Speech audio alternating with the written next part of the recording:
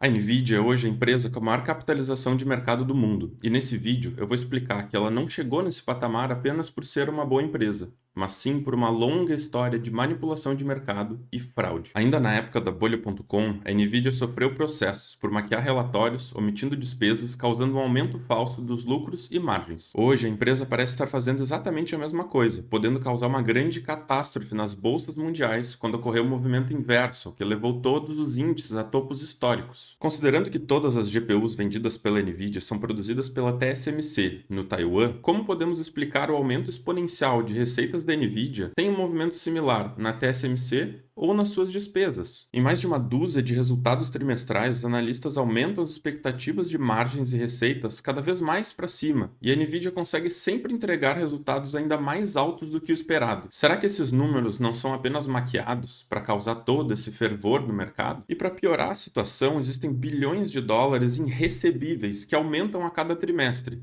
parecido com Americanas. No caso da Nvidia, esse número se refere a empréstimos que a empresa faz a clientes para comprar placas deles mesmos.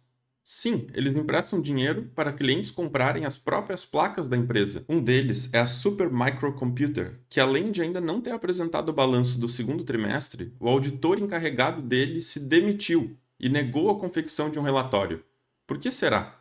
Talvez ele não queira ser cúmplice de um crime contábil? Além disso, existem diversos clientes que têm suas sedes em lugares que claramente não possuem nenhum data center, empresas de fachada comprando centenas de milhões de dólares em placas que talvez nem existam. E para piorar, muito desse dinheiro que a Nvidia usa para os empréstimos vem da venda de ações no mercado, já que eles sabem que o preço atual é ridículo, emitem novas ações e vendem para os emocionados que não entendem nada de precificação. Para a gente ter uma noção, no preço atual das ações da empresa, mesmo se considerarmos que eles vão dobrar o tamanho nos próximos 2 ou 3 anos, ainda precisaria de mais de 30 anos de lucros para recuperar o investimento. Um preço completamente absurdo sobre todas as métricas possíveis de se analisar. Antes de voltar para mais dados que não batem com a realidade, eu vou explicar sobre dois mecanismos que causaram a aceleração do movimento de alta fora de qualquer expectativa do mercado. O primeiro deles é o efeito dos ETFs passivos, que nada mais são do que fundos que replicam índices de ações, como SP500 e Nasdaq. Tem grande participação da Nvidia. Hoje, esse é o instrumento mais importante de investimento no mundo, somando trilhões de dólares. Para exemplificar melhor, vamos supor que um ano atrás a Nvidia tivesse uma participação de 1% no SP500. Com o fervor desses resultados maravilhosos, sempre acima das expectativas, a empresa se valoriza 100% ao longo de um período de poucos meses. O restante das ações do SP500 ou da Nasdaq não tiveram esse aumento de 100%. Então a Nvidia agora tem um peso maior no índice. Para esses fundos continuarem acompanhando os índices, é necessário que eles comprem mais ações da empresa que se valorizou para ser mantida a distribuição correta. Até aí tudo bem, mas me diz quem que está comprando a empresa número 350 ou a 480 das 500 do índice? Ninguém. Todos compram os fundos passivos, ou a mesma meia dúzia de empresas, Nvidia, Apple, Microsoft, Amazon, Google, Facebook ou Tesla. O problema é que se ninguém compra as outras empresas de forma individual, essas principais se valorizam em relação a elas. E com isso, os fundos passivos precisam aumentar essas posições para conseguir acompanhar o índice, vendendo uma parte de todas as empresas menores. Isso causa um efeito de concentração contínua, uma reação em cadeia de alta no preço por compra dos fundos que empolgam o mercado, aumentando compra das mesmas ações individuais, causando ainda mais alta no preço. E mais compra dos fundos, e mais alta. Acho que deu para entender que esse é um dos maiores motivos para termos meia dúzia de empresas carregando toda a alta da bolsa dos últimos anos. Logo eu volto aqui para explicar alguns outros mecanismos de aceleração da alta, mas antes eu preciso enfatizar que literalmente todas as GPUs vendidas pela Nvidia e usadas pelas outras gigantes estão carregando nas costas a alta da bolsa são produzidas no Taiwan. E esse é o motivo central para toda a tensão e conflitos entre a China e os Estados Unidos nessa pequena ilha. A recente escalada de exercícios militares no mar do Sudeste Asiático por parte dos chineses preocupa muito, porque seria avassalador para o Ocidente se houvesse um bloqueio marítimo de Taiwan. Com a aceleração contínua da desdolarização e o aumento das reservas de ouro, a China está cada vez mais protegida de sanções americanas, que com certeza virão, caso haja algum tipo de problema na região, ou pelo possível aumento de tarifas, caso Trump ganhe a eleição. Acredito, inclusive, que se ele for eleito, a China possa tentar algo nos próximos meses, enquanto Biden ainda for o presidente. Outro ponto que não faz muito sentido nos relatórios apresentados pela Nvidia é que, com a queda das vendas para os Estados Unidos, houve um aumento significativo da venda para o Taiwan e Singapura. No próprio relatório apresentado pela empresa, foi explicado que muito do que vai para Singapura é depois vendido para os Estados Unidos e para o Taiwan.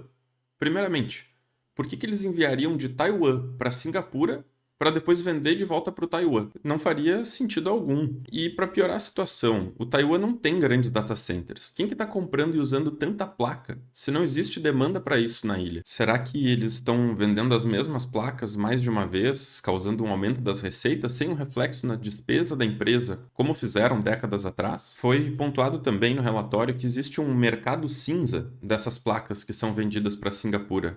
O que exatamente é um mercado cinza? É tipo um eufemismo para um mercado negro? Pode ser também que o motivo seja porque existem sanções na venda de alguns tipos de chips para a China, Rússia e Irã atualmente. Será que eles estão fazendo algum tipo de evasão dessas sanções, vendendo para outros países e redirecionando para os chineses de forma similar ao que a Rússia faz, vendendo petróleo para a Índia, que depois vende para a Europa? Isso pode causar mais problemas ainda nessa questão geopolítica entre o Ocidente e o Oriente. É mais um risco que claramente não está sendo precificado pelos compradores emocionados das ações da empresa nesses preços estratosféricos. Um outro ponto que muitos falam que está movimentando essa alta das margens da empresa é que existe uma falta de oferta das GPUs para inteligência artificial. Mas, de acordo com esse relatório, o custo para alugar esse processamento das placas H100 da Nvidia caíram de $8 para menos de $2 ao longo de 2024. Muitas empresas de IA alugaram processamentos em contratos mais longos para garantir que não ia faltar. O problema é que acabou sobrando por aumento de eficiência por parte dos algoritmos e modelos de aprendizagem. Isso fez com que as empresas que antes eram compradoras de processamento virassem vendedoras das sobras, empurrando ainda mais para baixo a geração de receita dessas grandes estruturas que foram construídas com equipamentos da Nvidia. Outra questão relevante que eu sempre gosto de acompanhar é da venda de insiders, que são uns funcionários importantes da empresa, incluso aqui o CEO, Jensen Huang, que coincidentemente é primo de primeiro grau da CEO da AMD.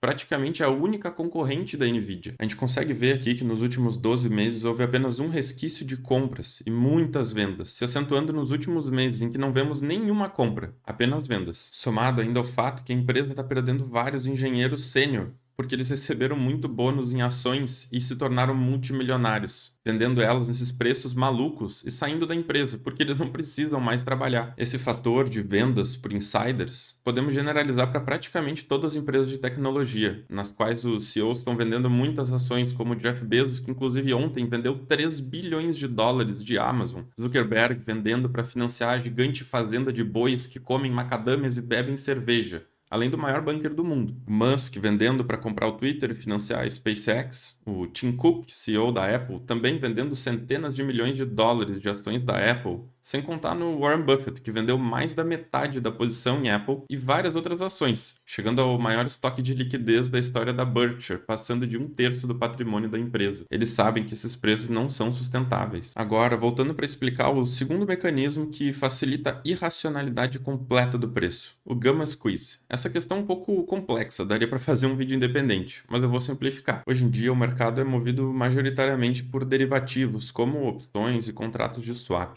No caso do Gamma Squeeze, o culpado é o mercado de opções. Digamos que eu seja um trader ou um investidor no início de 2024. E eu vejo que a Nvidia está cotada a $50 a ação. E considerando que o lucro anual da empresa nesse momento é de $1 para cada ação, eu acredito que o preço não pode continuar subindo tanto tempo, porque ela já está muito cara. Aqui eu vendo um contrato por $10, que me obriga a vender as ações da empresa a $60 daqui a 2 meses, 20% acima do preço atual. Parece tranquilo, certo? Qual a chance de subir muito mais que 20% em 2 meses? O problema é que logo depois que eu faço essa trade, sai um resultado absurdo, em que a empresa tem 70% de margem de lucro e cresce de forma que parece imparável. Nesse momento, o preço começa a disparar. Em poucos dias, já chega nos $60. O problema é que eu não tenho essa ação. Eu preciso entregar ela a $60 daqui a alguns meses. Só que ela pode continuar subindo, e eu vou precisar comprar ela mais cara ainda. Talvez a $100 ou $150 para poder entregar a 60. Nesse momento eu me desespero, eu compro a ação mesmo achando ela caríssima. para poder me proteger e não falir caso ela continue subindo. Mas agora imagina comigo que milhares de pessoas fizeram isso. Foi exatamente a mesma coisa que aconteceu com a Tesla em 2021, literalmente o mesmo. Cada vez que sobe mais, existem novas pessoas que acham que não dá para subir mais ainda.